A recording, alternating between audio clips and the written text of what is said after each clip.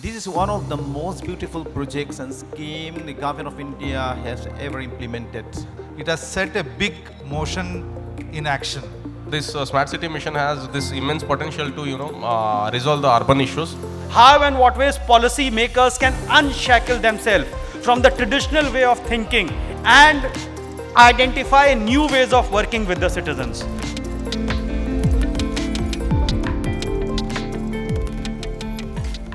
So before we actually begin onto the panel, since we were asked to talk about the smart cities and we were asked to talk about the context and whatever has been achieved till date. So I had the good fortune of being part of the smart city mission from day one. So I was working back with Ministry of Housing and Urban Affairs when this entire concept of smart city was being thought upon and what will be done. I think there are few unique outcomes, at least which we have been able to achieve as part of the smart cities. This mission was launched on 25th June 2015, and this mission provided all 35 states and union territories to identify at least one city in their jurisdiction which can dare to think beyond the traditional way of a municipal corporation. How and what ways it gave them the flexibility to experiment with projects where they should not be afraid of failure, projects where they can test the waters in a small way, and how and what ways they can behave like an entrepreneur. An organization was conceptualized in form of SPV, a SPV which gives them the flexibility, which gives them the leverage that they can behave like an entrepreneur, they can behave like a startup who should not be afraid of failure. That was the whole concept of smart cities. So when someone asks me what is that the biggest outcome of smart city that we as a country have been able to achieve, I think one of the biggest outcome of this mission is that in last 10 years, our cities, our decision makers, our policy makers have learnt one thing of not being afraid of experimenting. I think that's one of the biggest outcome of smart cities. If you look at it, when the entire world was plagued with COVID-19 back in 2020, the way this entire smart city setup, which was there in 100 smart cities, how quickly it was repurposed, and the entire integrated command and control centers which were set up in these cities were immediately repurposed as COVID-19 control response centers.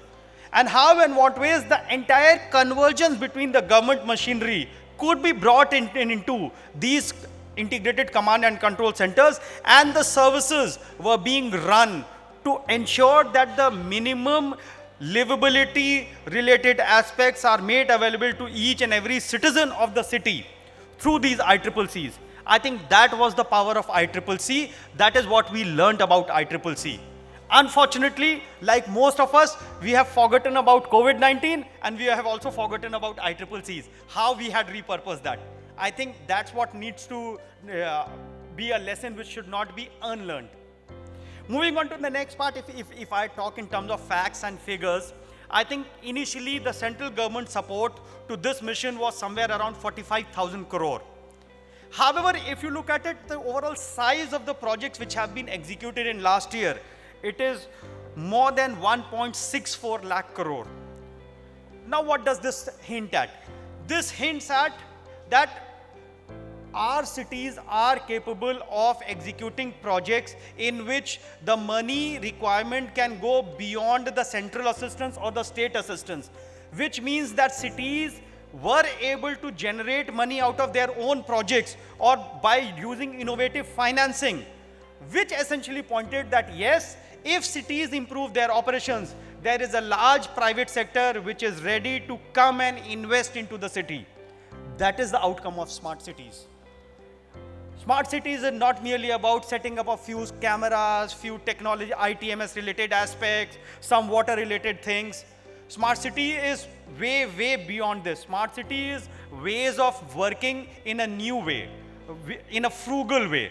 I think that has been one of the biggest outcomes, and as part of this panel discussion, we would want to delve into this. We would want to delve into what were the hits, what were the misses, how and what ways we can take forward the learning from this 100 Smart City mission, a small project which was conceptualized in 2015. We are in 2025. In last 10 years, how and what ways we have empowered I think Smart City mission was not for the, and maybe I might be criticized or not, I might not be politically correct. Smart City mission was not about citizens. Smart City mission was about policymakers. How and what ways policymakers can unshackle themselves from the traditional way of thinking and identify new ways of working with the citizens. So Smart City for me was a mission which taught our policymakers how they can unlearn what this country has learned in last 70 years and experiment in the new ways of working. With that, I would just want to move on to the panel discussion. And the way we are going, I have had a discussion with the panel members in advance about the structure that we are going to follow. So for this panel discussion, the way we are going to follow is we will have opening remarks from each of our panel members for 5 minutes, followed by very specific questions that I as a moderator will take a liberty to ask them. And after that, we will have an open house where we will have audience to ask their questions to our August panel. With that, I will start the panel discussion. Thank you.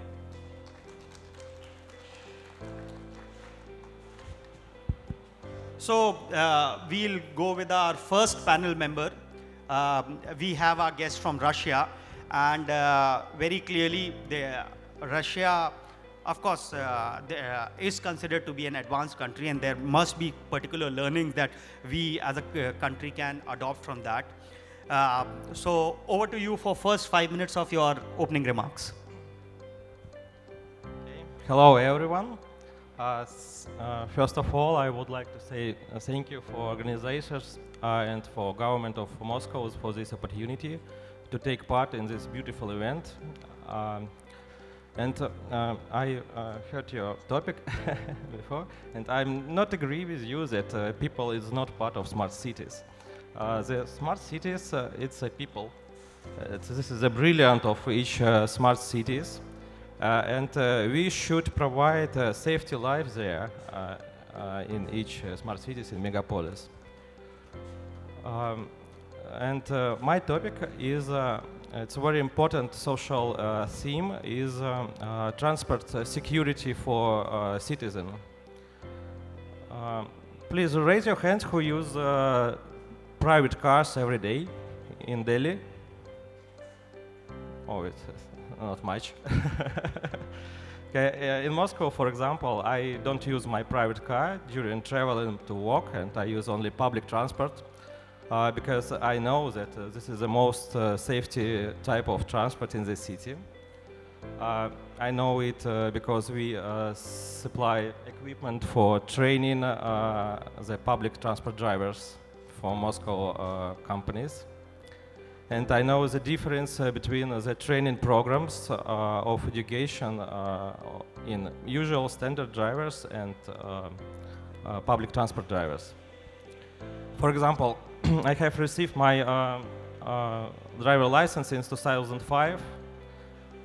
It's more than 20 years, and I'm happy that I am alive right now. I had only 10 lessons for 1 hour of practical exercises and 12 lessons in theory. Yes, it's not enough to have good skills to drive safety in the cities and don't make any actions to prevent any accidents. But for public transport drivers, it's a very more complex training program. We use a special training center for them since 2018. The first center was established in 2014 when the situation with public transport security was terrible in Moscow. It was the most dangerous type of transport in the city that year. Using these facts, we provide solution for training drivers in virtual reality, in using digital twins of roads that used during real walk of the drivers. Thank you for technologies of laser scanning. This technology allows to create digital twin very fast. It's not costly. We use the feature of our memory of every man that when we take part in some accident, yes, we will remember this accidents very long time. Okay, for example, I can share some accidents for you right here, but it's not very necessary because you will forget about it, about this accident, and this experience of two drivers who took part in this accident will not help you. But the drivers who took part in this accident will remember this accident and will prevent some actions from there to prevent accident in future. In our trend, let me speak about training center. It's not a big building, just 10 or 12 full replica simulators based on motion platform. It's different types, 6 degree or 6 degree. With a real replica cabin, and instead windshield and side shield, we install TV and load the driver to the virtual reality, and we model all accidents that happened before in these areas for many years. We have a good effect for this because since 7 years of training, yes, this type of transport became the most safest type of transport in Moscow. It's very comfortable. You spend less time because you know that the possibility of some accident is minimal. Yes, this project show great effect for the city. No, in any case, each city grows every day, and the public transport drivers become more. We need to educate it every day. And the top secret of our project is that we don't work alone during creating these simulators. We cooperate with different departments of Moscow government to receive the lists of the most emergency routes, the most dangerous situations that happened on real roads, and add this situation in our virtual reality simulators, and give opportunity to the drivers to take part and remember that can happen in future for a very, very long time. In Moscow, it's right now it's only one training center, and it's well enough. But our government understands that the Moscow will be growth, and in next 2 years will be opened 2 centers additionally in different parts. This is the technology that we developed. It's very useful and for increased safety in the cities.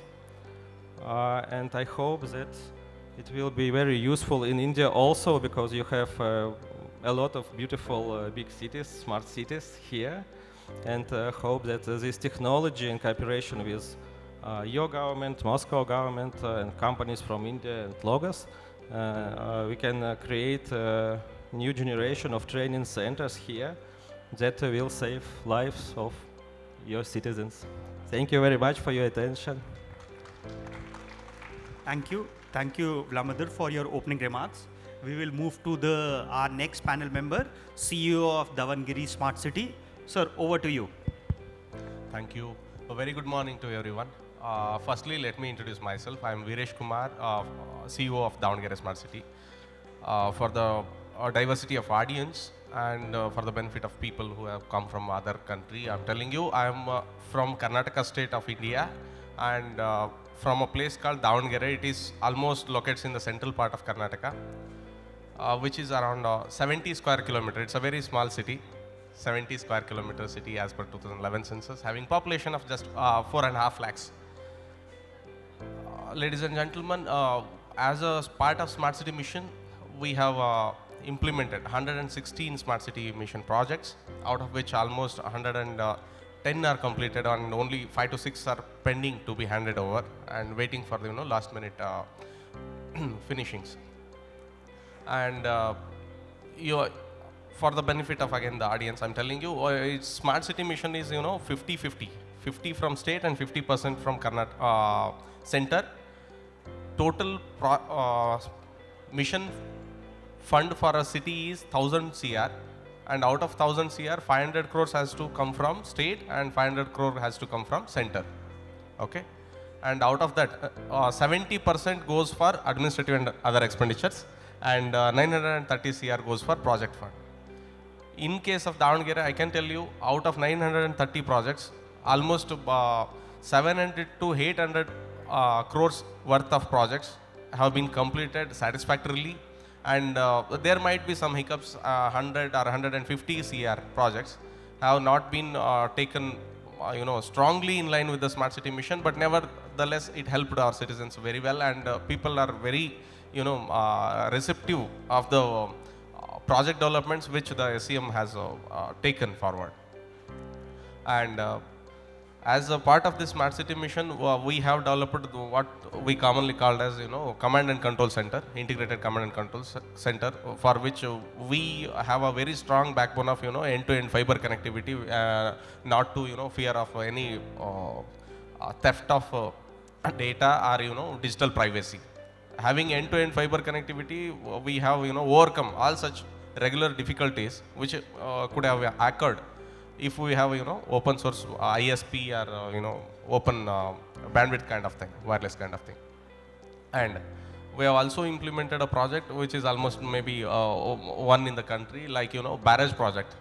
A barrage project is constructing a barrage across Tungabhadra river with a cost of 76 CR, which helps in fact augment the efforts of 24/7 water supply efforts from Government of India through Jal City project. And we have other projects as well, like bringing recreational infotainment projects to city, like laser show and other open air theater kind of projects. And in terms of transportation, we have implemented almost 4 bus stations having project cost of 160 CR. And all these projects put together, we have touched almost every aspects of Smart City mission. And apart from that, we have also implemented this stormwater drains that comes with almost 139 CR with 66 kilometers of length. Earlier, what used to happen in our city was, in case of major rainfall, sudden torrential rainfall, there used to be a scenario where a lot of inundation used to happen. Up to knee length water would have been logging there. And through this, thanks to Smart City again, this issue has been resolved quite well, and for which we had been recognized at the national level as well for having built a very strong major stormwater drains in the city through SCM. Apart from this, we have touched again education and health sector as well. In case of education, mostly into smart classes, and because of which enrollment ratio and even the results are improved, and impact is speaking for itself. And in terms of health, we have something called, trauma care center. Dawangiri being central capital of Karnataka, having connected with two national highways and two state highways. There used to be a lot of accidents, and unfortunately it was overburdened our district hospital.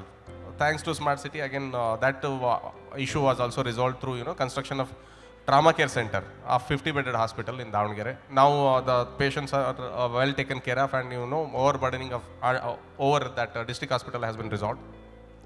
Like this smart city mission has given us immense potential, has this immense potential to resolve the urban issues which were hitherto longing for so long because of municipality style of administration. Like our moderator said, this has helped us to think beyond the convention, beyond the conventional thinking. Yeah. Thank you. Thank you. Thank you. Thank you for your opening remarks. I think that indeed is very encouraging. And just from the facts and figures perspective, before we move on to the next panel member, I think there were more, if you look at it on an average, there are around 8,000 projects, small and big, which were conceptualized as part of this 100 smart cities. So, which essentially leads to almost on an average 80 plus projects which have been experimented by the city. Almost 95% of these projects have seen the light of the day. When I say light of the day, they were completed, they were launched, they have achieved certain outcomes. The jury is out to decide upon how effective their outcomes were. But yes, for the first time, the country saw cities experimenting more than 50 to 80 projects in a simultaneous manner in a city to impact the livelihood, the livability, and the overall nature of a city. So I think that's an achievement of smart city. With that, I will move on to the next panel member. We have a representative from IBI. If I'm not wrong, that's what the organization is. So over to you, sir, for your opening remarks. Okay, thank you. So good morning, everyone. So I represent Arcadis IBI, and one of the important things that goes back in history about Smart City Mission, when it all started off, it all started with a competitive spirit, right? One of the best things that we have actually seen is there was a competition that was set up and between the cities, and they were asked to submit the proposals. And one of the important lessons that we learned also was that the cities were asked to go back to their citizens to ask for what you want, what do you want to see your city as, how do you want to make your city a smart city, right? So that was the best part we actually saw, and we were part of the Bhubaneswar smart city proposal, and our team was actually going to every nook and corner trying to collect data, and then every city had put up wonderful proposals, and in fact we were judged as number one. Bhubaneswar smart city was given number one, and we continued to be a PMC there, and the story journey went on. So just to looking back, the smart city mission for us, I see as it has set a big motion in action, right? So it has created a movement now of urban rejuvenation or urban reimagining of urban centers, and one of the important essence of this entire mission was to actually ensure that we make urban centers as a growth engines. So they were supposed to be driving the economy of the country in one of the fastest way possible, right? So people were migrating, and we needed to give the best so that they focus on improving the efficiency. The money spent is actually being recovered through in terms of growth. So with that mission in mind, I think it definitely has achieved one of the primary goals of making urban centers as economic growth engines. The second important thing was engaging with the citizens. We actually see that a lot of big projects, a lot of much interesting projects. So, for example, what was commonly quoted as Raipur's old Jawhar Bazaar, one of the way that they actually engaged with the citizens or the shopkeepers to actually rejuvenate the whole shopping complex and making it into one of the modern day commercial centers was one of the classic examples we all learned how it created an impact. Or same way the 5 a.m. Army of Raipur, which actually made the city an open defecation free city. So these are some of the great achievements the city has, smart city mission has actually brought into action. So and also ICCC, as we have already talked about, they have become the nodal centers, and especially the way they respond, they became the response management centers during COVID and every crisis, like even when Hudhud happened as a big cyclone in on the coastal side, and how this became the emergency response centers and try to give citizens the best assistance, were remarkable stories. There's so many to go like this. So while we have so many good case studies, there are also some of the lessons that we need to carry forward. So when we go back to these smart centers today, because I've been visiting a couple of them in the recent past, I feel very bad with the momentum with which they were created, with the aspirations they were created. Now we are seeing slowly the thing is actually coming down. So I think it's important that we created the infrastructure, and it's important that we need to carry this legacy forward. So it's important to repurpose these things and engage people with the mission back in action. And that's one of the important things that we need to carry forward. So no doubt, this mission 1.0 was actually created to be a beacons for the future 4,000 cities and towns that India has. So they are definitely classic case studies that we have, but I think it's important to make sure that we continue this. This is not, like everybody says, like excellence is not a destination, it's a journey, right? So smart city mission is not a destination. I think it's a mission for continuous journey that need to be taken place and continued by making it not people-centric, but it to be made as a process-centric and citizen-centric, so that it achieves its, continues to deliver its outcome. So that's very important. And the other important thing that we have also learned or learning to be carried forward is also important to make sure that the technology doesn't become an end in itself. So we have set up the control center, we have set up the cameras, we have set up the sensors, we have set up lot of new tech has actually come to place, no doubt, but people have now seeing that as an end in itself. I've set up the camera, set up the control center, I'm done with my job. No, we need to make sure we are purposing those sensors to make sure that we are driving an outcome. We are trying to make sure these are being used for multiple purposes, because the camera that is set on a street, while it is helping in security and surveillance, it also can help in traffic management. It also can help in ensuring that there are other governance services to be provided, also can be done.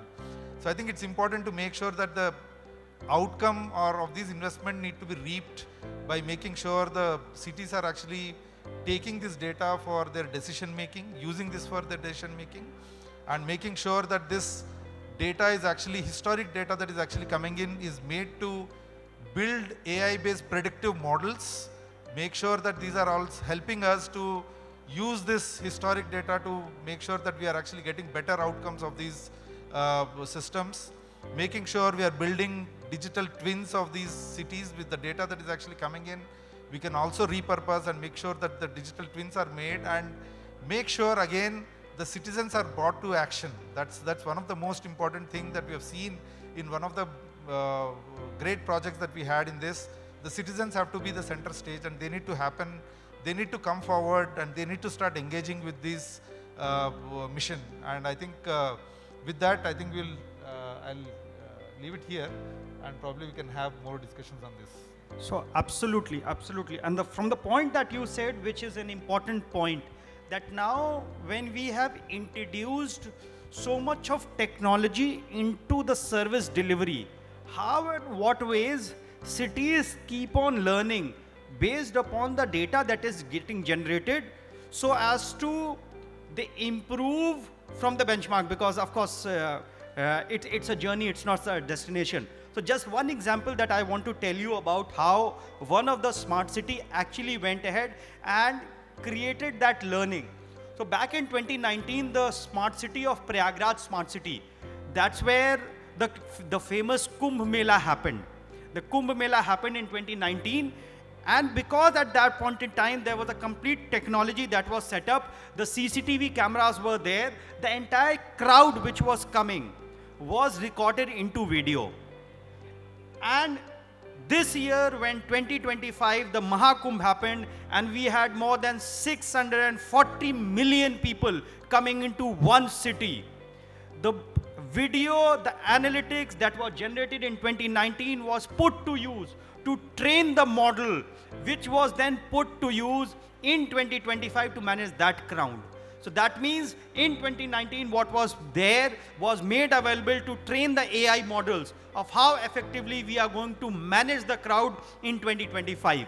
So I think that's the power of smart city. That is what we have been able to do, and that is what is an achievement of smart city. With that, I will move to the next CEO. Just before that, I just wanted to add one more thing. I think while we do this, I think the amount of data and amount of lessons that we have got from these 100 cities, we can definitely build a kind of urban maturity models, which can actually, we can always say that, okay, we have a stage 5 or stage 1 to 5 or 1 to 10, whatever scaling. If you're able to put a maturity model, it can actually help the next 4,000 cities or 200, 400, whatever number of cities. They know to assess where we stand, and if I aspire to become someone higher up, what is it that I need to do? So then we have a metrics that we can actually tell, and what investments are required, what sort of things that we need to do to achieve that part. So it would be one of the best things that can happen. So that's where the mission 2.0 that need to take it forward also. Absolutely, absolutely. It could not have been put in any better way. Thank you for your intervention. Moving on to our next speaker. He is the CEO of Aizwal Smart City. And over to you for your opening remarks. Okay, thank you, Amit. Thank you so much. Good morning, everyone. Thank you to the organizer for inviting me as one of the panelists. As it has already pointed out by my co-panelists, Smart City Mission, I'd like to give, as introductory remarks, I'd like to give my personal opinion on this Smart City Mission. This is one of the most beautiful projects and scheme the government of India has ever implemented. That is my personal opinion. Because in other scheme, it is designed by the government from the center. But in this mission, each cities is given an opportunity to design and to fulfill their aspiration, as it has already been pointed out by my co-panelists. And this has given each city a very beautiful chance to create their own space, to create their own space and to fulfill their own aspiration. And I wish, if it is possible, I don't know whether it will be possible or not, but if the government of India can implement Smart City 2.0 for other cities, it will be a very great benefit for the country. And for me, Aizwal Smart City qualified in the third round, as it has already said, because in order to qualify, it is a competition. We are competing each other. And we are qualified in the third round in 2017. That may be the reason why we have some projects, incomplete project. Around 22 projects are still incomplete, but which will be completed this year. And this Smart City Mission transform the face of the cities to a tremendous aspects. For example, like in the waste management aspect, National Green Tribunal has already given us, the state government, so many warnings. For example, like this common biomedical waste treatment, and even in the solid waste management. Before, the state government is unable to take up this waste management properly. Now we are taking up through the intervention of the smart city. And one of the beautiful projects which we have completed is common biomedical waste treatment facility. We have completed, and it will be in operation from 1st April 2025. Now we are avoiding the penalty from National Green Tribunal because of this smart city mission. Apart from that, we are also implementing this material recovery facility, which is also now operating the same in Indore, Madhya Pradesh, and Ahmedabad in Gujarat. That Nepra Resource Private Limited, in collaboration with them. We are hoping them. This will be completed within 1 year. We hope to complete by 31st March 2026. After the completion of this, I think we may be one of the best in the Northeast. So many of the audience who are coming here in this hall today might not heard or may not have seen before the notice. that's the beauty of this smart city mission. And apart from that, our city used to be very dark. We don't have sufficient light at night and sufficient supply of electricity. Now, with the intervention of the smart city mission, we are able to install 3,000 solar power electricity, solar power lights, and apart from that, this modern technology LED lights. We are installing around 3,000. Now, Aizwal city has become very, you see, very comfortable even at night also. This not only increase the ambience and the beauty of the city, but it also ensures the safety and security of the women and those who are, working at night. And apart from that, we are also intervening in the health sector. We are improving the medical facilities in one of the most important civil hospital, and even in the education sector also we are providing this interactive smart board to all secondary, higher secondary and middle school level of education department. We are receiving a very huge or a very good feedback, let me say, a very good feedback from the beneficiary. Because in these days, most of the students, especially the young students, they are engaged with this electronic device at home. If the teaching is done, teaching is taken up through this two-dimensional blackboard or green board, that means the students, they are not able to study or they are not able to learn something properly. It's because of this new technology. That's why introduction of this interactive smart board in the educational classroom, this is it is found to be very, very useful and effective and significant. And this is also one of the beauty of this smart city mission. One of the beautiful achievement of Aizwal Smart City. I'd like to have so many further points, but I may take too long. So that moderator, if you have any more questions, which I can clarify later. Okay. Thank you. Thank you so much for the timing. Thank you for your opening remarks. Thank you. Thank you, Amit. You truly are a very passionate moderator, very passionate about smart cities. That was very reflective of the way you were taking questions and so much of information you were sharing with us. Thank you very much. I would like to request you to kindly present the mementos to our speakers.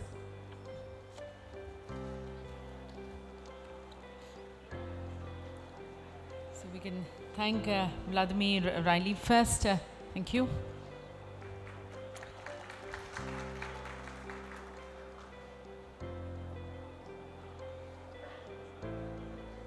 Thank you to Mr. Virish Kumar. I get it right now, Devanagari Smart City.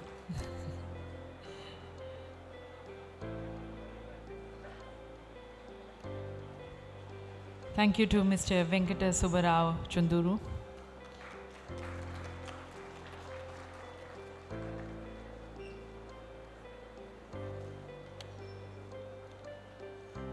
Thank you to Mr. Lal Chuang Kima.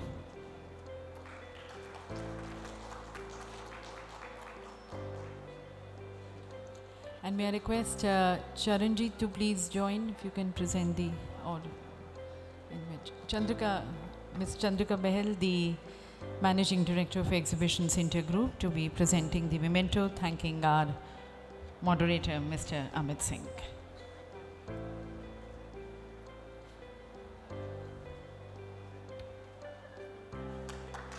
Thank you. May I request you gentlemen for a group photograph to kindly step forward. I think it was a very excellent session. The journey so far, which we have been able to achieve in the Smart Cities mission,